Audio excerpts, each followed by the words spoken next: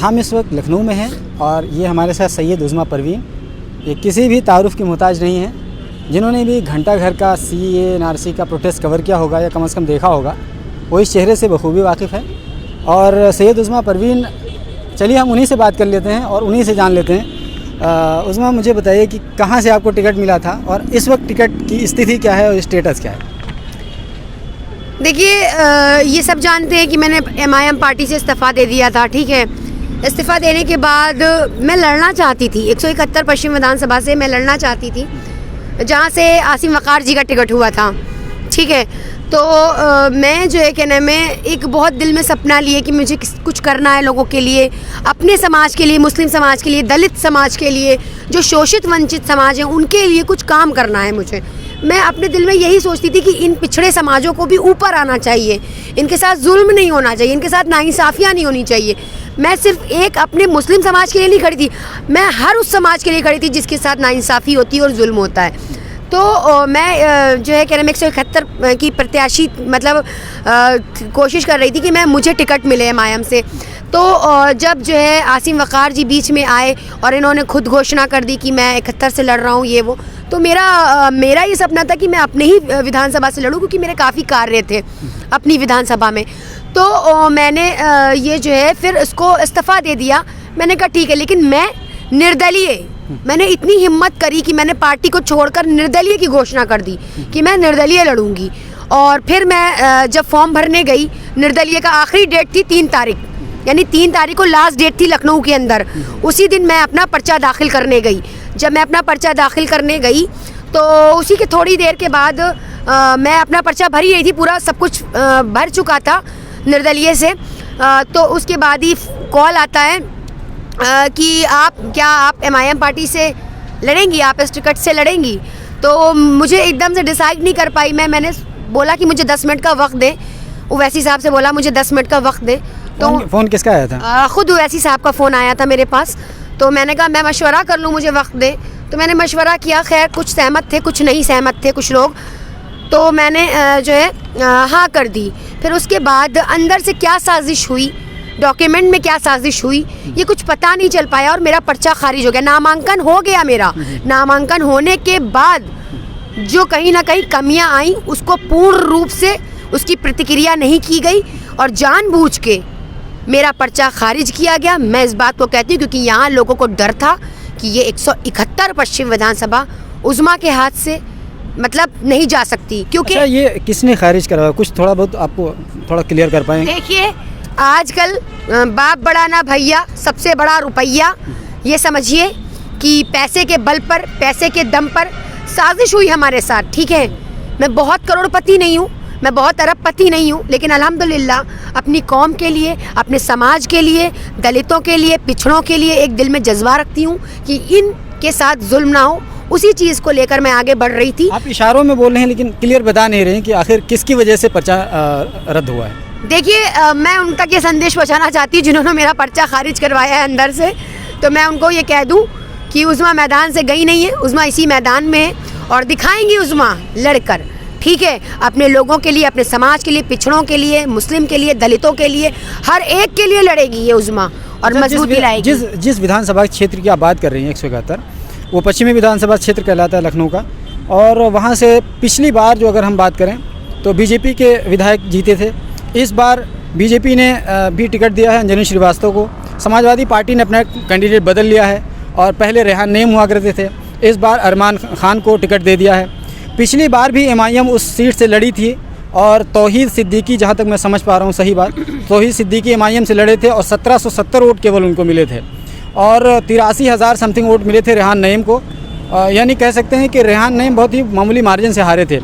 तो ऐसी सूरत में आपको क्या लगता है कि 1770 वोट, सोचिए एक बार, क्या दोबारा से MIM कोई रेवोल्यूशनरी कह सकते हैं कदम उठा सकती थी वहाँ और कह सकते हैं ओवरलैप कर सकती थी समाजवादी पार्टी के कैंडिडेट और बीजेपी के कैंडिडेट को? क्या ये उम्मीद थी?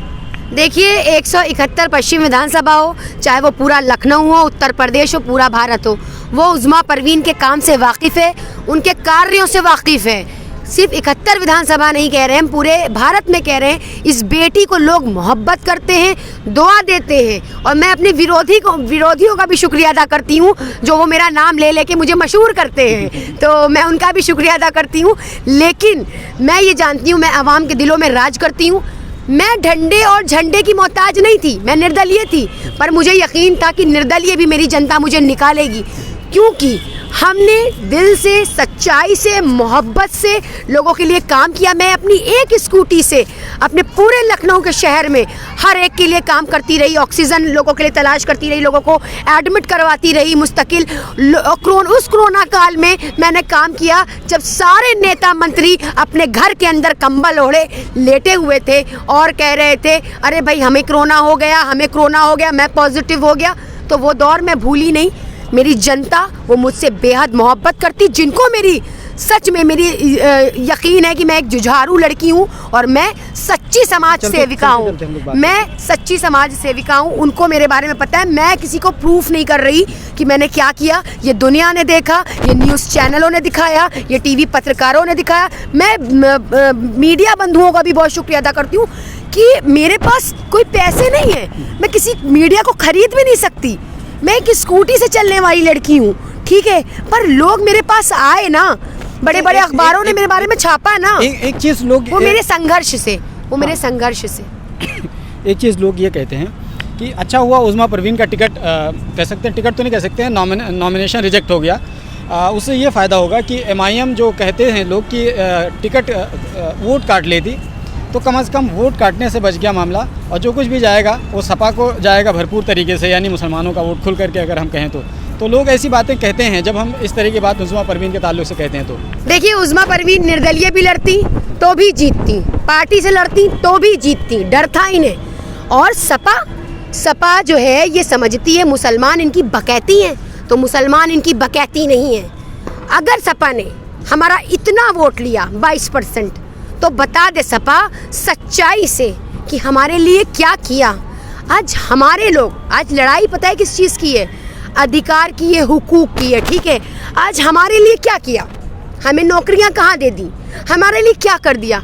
आज जो लोग गाना गाते हैं सपा का, आज भी मैं सपा की विरोधी क्यों हूँ? क्योंकि उसने अधिकार नहीं दिए।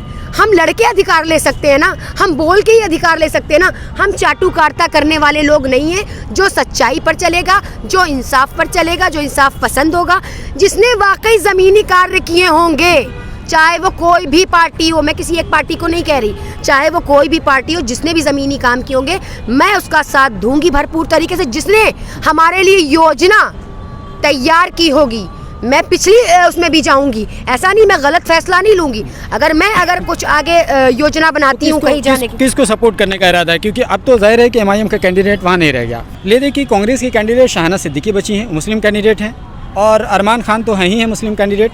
तो जाहिर सी बात है कि अब कोई मुसलमान कैंडिडेट वहाँ नहीं बचा है। या तो वो बीजेपी बची है, वो अंजनी श्रीवास्तव को टिकट दिया है बीजेपी को, तो आप सपोर्ट करने वाली नहीं। कायम रजा भी हैं, आप भूल गए हैं बीएसपी के। ठीक है, हाँ, पिछली बार भी लड़े थे। हाँ, बिल्कुल सही है। तो इस तरीके से, लेकिन बीएसपी के बारे में आमतौर पे कहा जाता है कि बीएसपी एक कह सकते हैं कि स्टैग्नेशन की कंडीशन में रहती है, बहुत ज़्यादा बढ़ती नहीं, बहुत ज़्यादा घटती नहीं है। आपको पता होना चाहिए, बहन जी ने कई बार सरकारें बनाई हैं, ये कैसे कह सकते हैं? संगठन उनका मजबूत है, उन्होंने सरकारें बनाई हैं, और मुस्लिम और दलित का समीकरण मिलके ही सत्ता में आते हैं लोग। आप ये भूल गए हैं। तो मैं ये बता देना चाहती हूँ, आपको अवगत करा देना चाहती हूँ कि ये चीज़ें जो दलित और मुसलमानों के साथ शोषण हुआ है, वो पूरी दुनिया ने देखा है।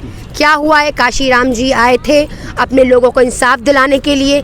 आज मुसलमानों की कंडीशन दलितों से भी बदतर हो चुकी है। तो मैं अगर काम करना चाहती हूँ तो मैं दलितों और मुसलमानों के लिए करना चाहती हूँ। तो आपकी बातों से मुझे लग रहा है कि आप शायद बीएसपी की तरफ जाने की कोशिश कर रही हैं। देखिए, अभी मैं आपको ये कंफर्म नहीं कर सकती कि मैं बीएसपी जाऊँगी, कहाँ जाऊँगी, क्योंकि उज़्मा परवीन के लोग, यानी उनके समाज के लोग उन्हें बेहद पसंद करते हैं और मोहब्बत करते हैं। आज उन्हीं लोगों की मोहब्बत, यानी मेरे समाज की मोहब्बत है, जो आज एक लड़की आगे बढ़ी है, ठीक है, कहीं ना कहीं।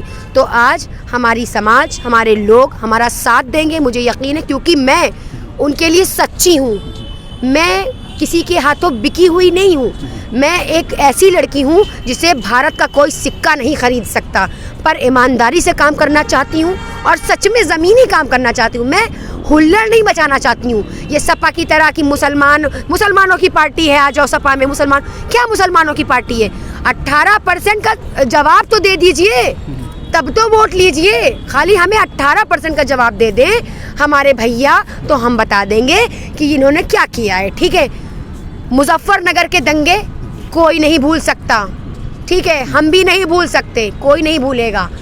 मैं ये कहना चाहती हूँ, पहले अपने आप पिछले कार्यों पर जाएं, अपना मैनिफेस्टो उठा कर देखें कि कहाँ काम हुआ है हमारे लिए, कहाँ हमें नौकरियाँ मिली हैं, कहाँ हमारे लिए यूनिवर्सिटियाँ खुली हैं, कहाँ हमें शिक्षा के क्षेत्र में आगे रखा गया।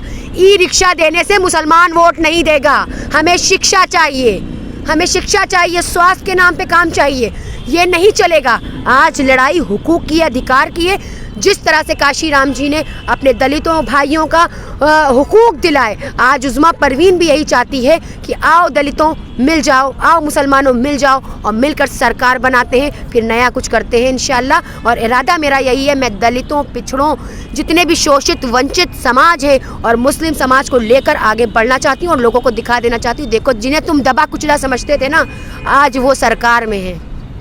तो ये उज़्मा परवीन का जो तेवर है, ये तेवर आपने CA NRC के दौरान भी देखा होगा और वही तेवर, वही क्लेवर के साथ आज भी वो कायम है। और उज़्मा परवीन ने बहुत ही एक बात क्लियर कही कि समाजवादी पार्टी को संदेश दे दिया कि 18% रिजर्वेशन की बात जो कही गई थी 2012 के चुनाव में, तो वो चीज़ नहीं पूरी की गई। और साथ ही साथ समाजवादी पार्टी ने एक बात और कही थी, इन्होंने नहीं कही, मैं उसको ऐड कर देता हूँ, कि जितने भी बेगुनाह मुसलमान कैदी हैं, जेलों में बंद हैं, उनकी रिहाई की भी बात भी समाजवादी पार्टी ने कही थी, लेकिन किसी तरह का कोई उस पर काम नहीं किया। तो इस चीज़ को लेकर के भी मुस्लिम समाज कहीं ना कहीं समाजवादी पार्टी से सवाल कर रहा है। ऐसी सूरत में बहरहाल ये तो एक प्रक्रिया है, ये सिलसिला। समझें आप, हम ये समझते हैं भाजपा सरकार सामने से वार करती है और हमारे पीठ पीछे वार हुए हैं, तो वो जो वार है वो भी जनता दिखाएगी। अगर ये किसी भूल में है कि हम सरकार बना लेंगे, बिना आप हमारे सरकार नहीं बना सकते। और हमारा मुस्लिम आपसे रूठा हुआ है, आपसे नाराज़ है, आपको हमारे मुस्लिम भाइयों की नाराज़गी नहीं दिखाई दे रही है, शायद आपको वही कार्यकर्ता दिखाई दे रहे हैं जो आपकी पार्टी के अंदर है। तो आपके वो कार्यकर्ता आपकी पार्टी के अंदर है, पर जो समाज है मुस्लिम समाज, वो आपके साथ नहीं है। सॉरी, मैं ये कहना चाहती हूँ, सिर्फ आपके मुस्लिम कार्यकर्ता जो अंदर बैठे हैं, नेता जो बैठे हैं, विधायक जो बैठे हैं, जो बड़े बड़े पैसे देकर, करोड़ों रुपया देकर टिकट खरीदने का दम रखते हैं, उनसे काम नहीं चलेगा। काम चलेगा अधिकारों से, काम चलेगा रिजर्वेशन से, काम चलेगा शिक्षा से, काम चलेगा स्वास्थ्य से। अब ये छल कपट करना बंद कीजिए। हमें भी होश आ चुका है, हम काम कर रहे हैं और मजबूती से करेंगे और अपने उत्तर प्रदेश को एक मजबूत नेता देंगे इंशाल्लाह। और अपने मुस्लिम, दलित, शोषित, वंचित समाज के लिए एक नई ऊर्जा लाएंगे और आगे बढ़ेंगे। शुक्रिया, जय हिंद, जय भारत। बहुत शुक्रिया उज़्मा, आपने हमें समय दिया। आपने जो अपना पुराना अंदाज़ अपनाया, वो आप इसी अंदाज़ के लिए जानी जाती हैं। देखिए, नौजवानों का युग है और नौजवान जितनी तेज़ी के साथ बोलेंगे, जितनी मुखरता के साथ बोलेंगे, जितना क्लियर बोलेंगे, उतनी दूर तक ये संदेश जाएगा। और नौजवानों की हम बात करें तो अभी पूजा शुक्ला को टिकट मिला है, बहुत ही यंग है। इसी तरीके से उज़्मा परवीन भी बहुत ही यंग है और कह सकते हैं कि कोई बाउंड्री नहीं होती ख्वाबों की। तो मुझे लगता है कि उज़्मा परवीन ने जो ख्वाब देखा है और दलितों को और मुसलमानों को एक साथ रखने का, शायद इसकी भी कोई सीमा नहीं होगी। वाकई में क्या इनका ये ख्वाब पूरा होगा और इस भारत में पूरा होगा, ये देखना दिलचस्प होगा। लखनऊ से कैमरा पर्सन सईद के साथ में ग्लोबल बाउंड्री के लिए। Alpha hospital and trauma centre, engineering college चौराहा, सीतापुर रोड, लखनऊ।